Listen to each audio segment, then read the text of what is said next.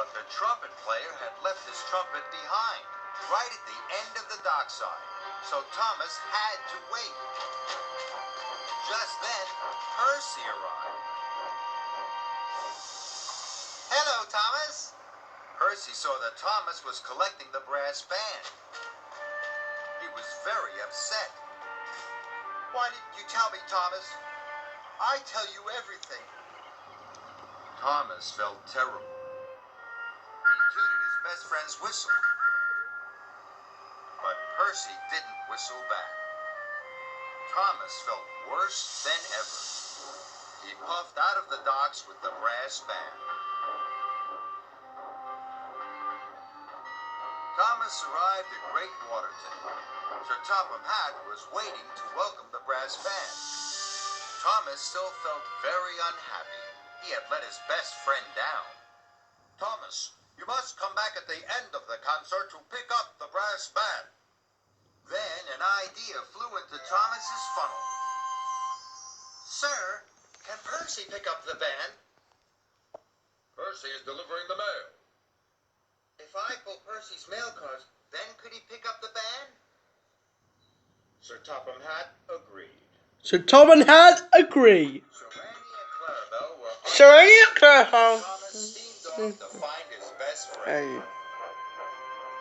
Now Thomas really wanted to find Percy, but Percy was nowhere to be found. Thomas was worried. The concert would finish soon, and the band would be waiting. Then Thomas saw Percy. He was waiting at a signal. I'm sorry I didn't tell you I was picking up the band. I'm busy. I have to pull the mail. I had something to tell you. I'll pull the mail for you. Then you can go and pick up the brass band and take them to the docks. Percy beamed. Percy beamed. Thank you, Thomas. He was very excited. Thomas buffered up to Percy's mail cars and quickly pulled away. He was pleased to help his best friend. Percy steamed off to pick up Annie and Clarabelle. He couldn't wait to collect the brass band. Later, Thomas puffed into Great Waterton. Percy was waiting for the band. You are my best friend, Percy. From now on, I will always tell you everything. And they tooted their best friend's whistle for everyone to hear.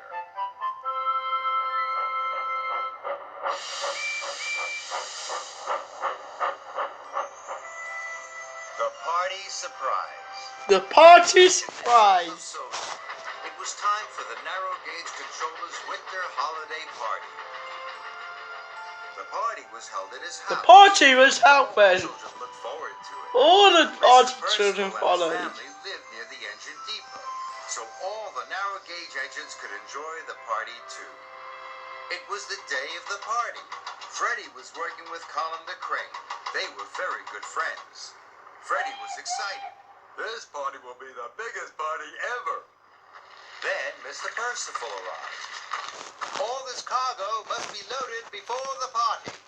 Yes, sir, you can rely on us. I must visit Mountain Village Station. I will be back in time for Freddie to take me to the party. Yes, sir. Freddie told Colin all about the party. Freddie told Colin about his adventures. And a big tree covered in lights. Freddie was excited. Colin wasn't. I've never been to a party. Colin was fixed in one place. He couldn't move from the siding. We never have parties at the water. Then Freddie had an idea. Maybe this year they could have the party at the wharf. It would be a surprise party for Colin, he thought cheerily. Freddie had to find Mr. Percival.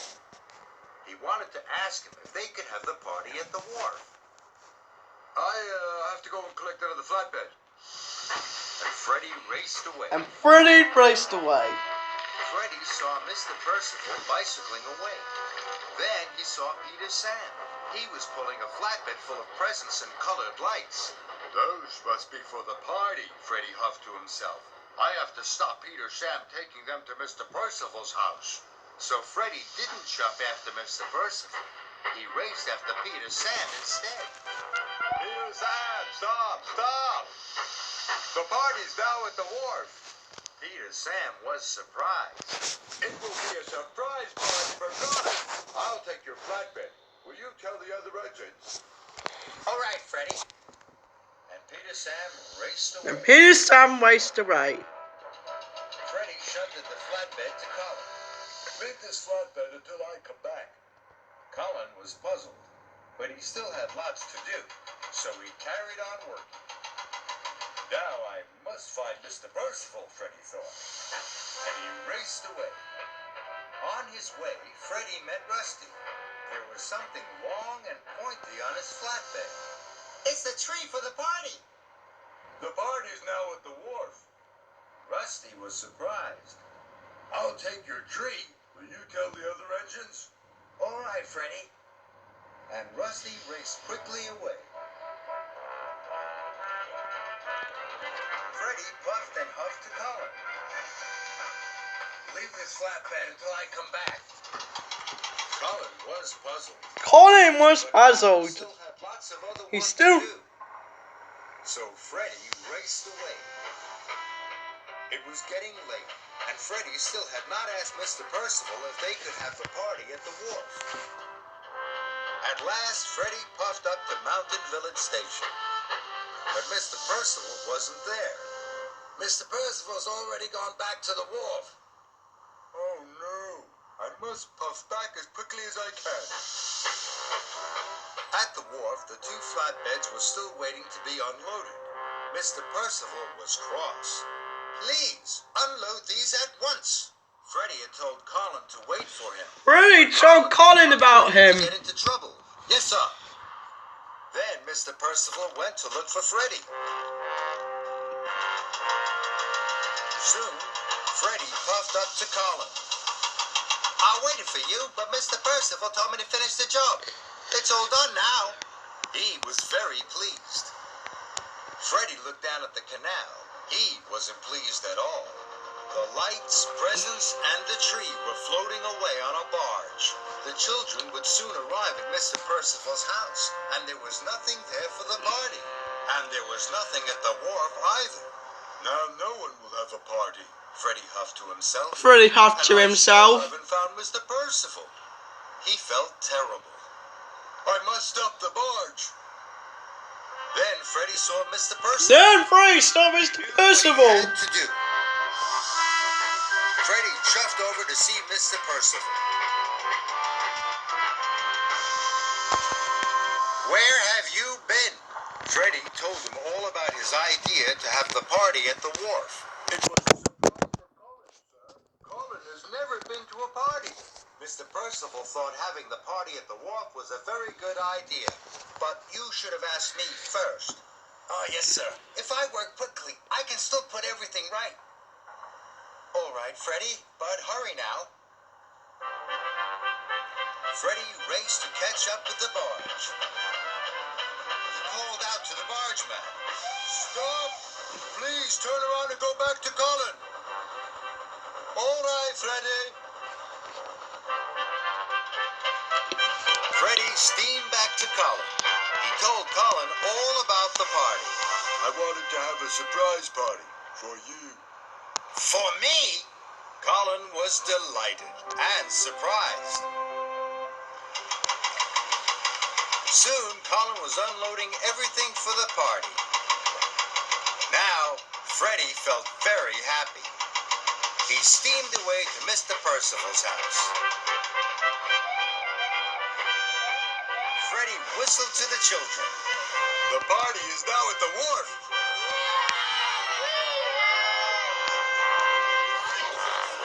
And they whooshed away. All the other engines were waiting at the wharf, even Thomas.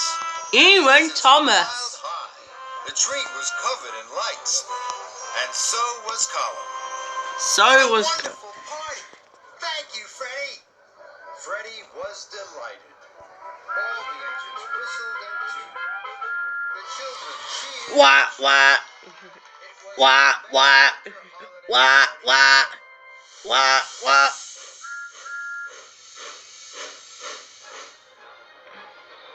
Gordon takes a short. Gordon takes a shortcut. Gordon is a very proud engine. He likes to do important jobs. Gordon thinks he knows the Sodor Railway better than anyone. Gordon was at Knapford Station, waiting for Stanley. Stanley was late.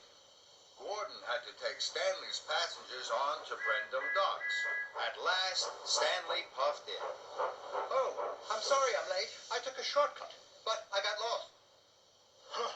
I never get lost. I know the railway better than any other engine. Some very important passengers and a group of workmen are waiting at Great Waterton.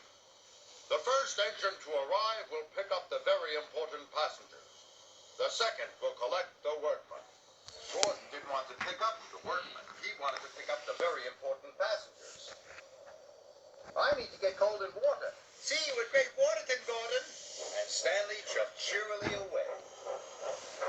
Gordon was determined to arrive at Great Waterton first, so he raced off to Brendam Docks. Gordon delivered Stanley's passengers and puffed away to Great Waterton as quickly as his boiler could bubble. Gordon puffed up to a junction. He could see Stanley ahead. Gordon was worried. Then he had an idea. If I take a shortcut, he huffed to himself, I will arrive at Great Waterton before Stanley, and I won't get lost. So Gordon took a shortcut. Gordon steamed happily along his shortcut. He stopped at a signal. Duck was having a washdown. Duck was surprised to see Gordon so far from the express track. Hi, are you lost?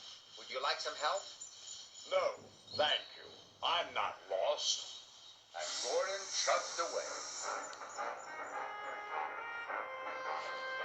Gordon steamed further along his shortcut. I should be at Great Waterton by now, he thought. Gordon puffed round the bend. Ahead, there was a bridge. Hooray! That must be the Great Waterton Bridge.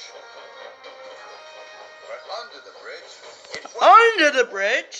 it was a repair yard. Gordon saw Oliver and Toad. They were having their wheels oiled. They were surprised to see Gordon so far from the express track. Are you lost? Would you like some help? No, thank you. I'm not lost. And Gordon chuffed quickly away. Gordon